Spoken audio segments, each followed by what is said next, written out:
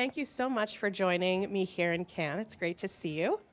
And I just wanted to chat a little bit about Roku's relationship with Magnite and some of the exciting things you have going on. So we have been long-standing partners, and our key efforts have really been focused on the path between advertisers and Roku's inventory to be more direct. But you recently had a big announcement around Roku Exchange.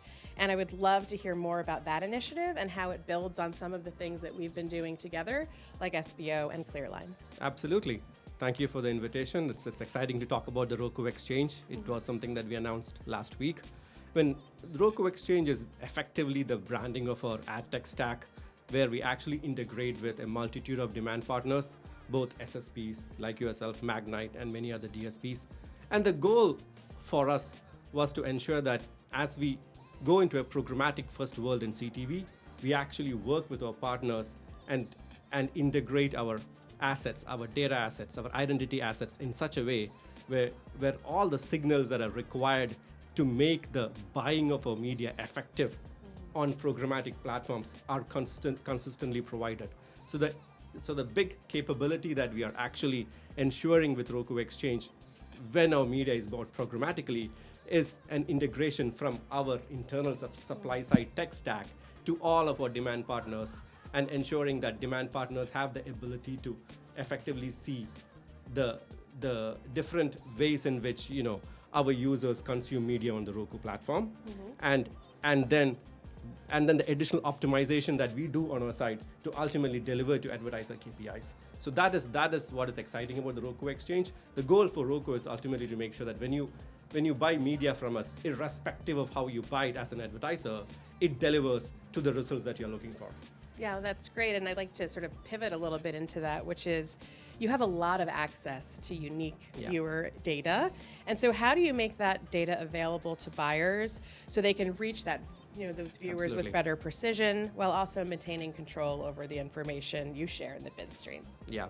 I mean, the first thing I will say is Roku is a consumer-first company.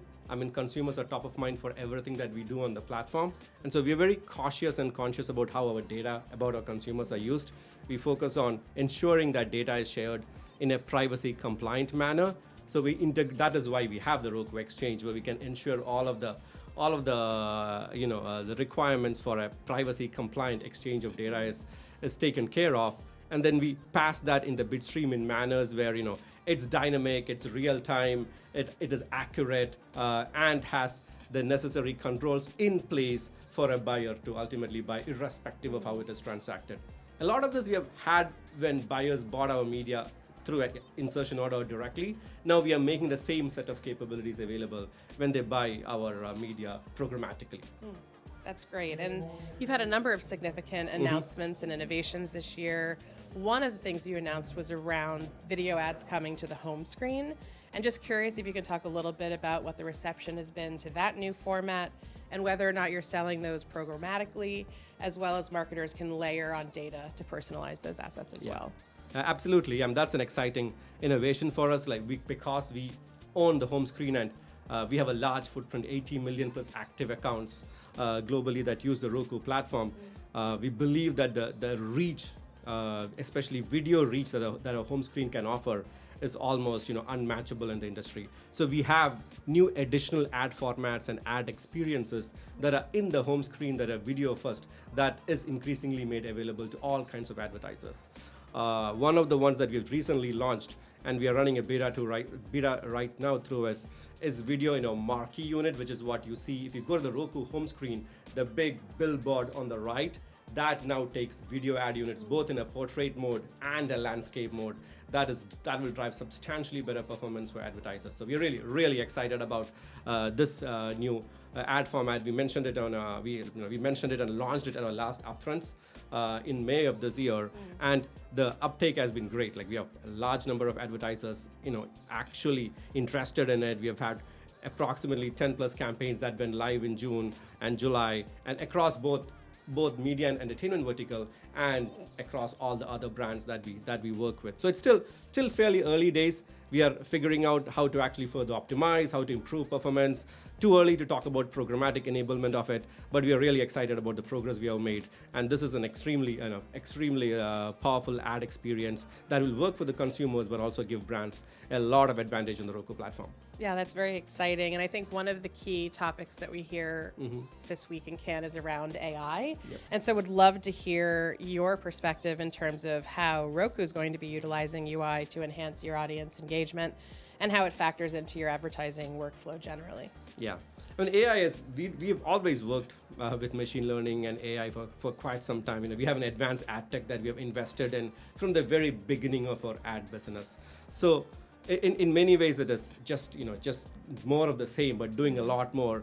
Where the newer capabilities around Gen AI is very useful for how we actually evolve our tech stack. We use it for everything from performance optimization, making sure that the ads deliver to advertisers' reach goals or performance goals, lower funnel goals.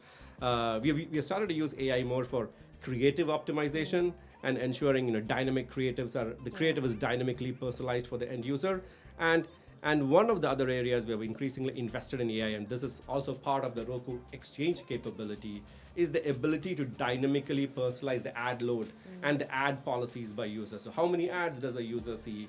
How often do we see it? What are the creatives, the length of the creatives? So all of that can be very dynamic based on the engagement that the user will offer to that piece of content.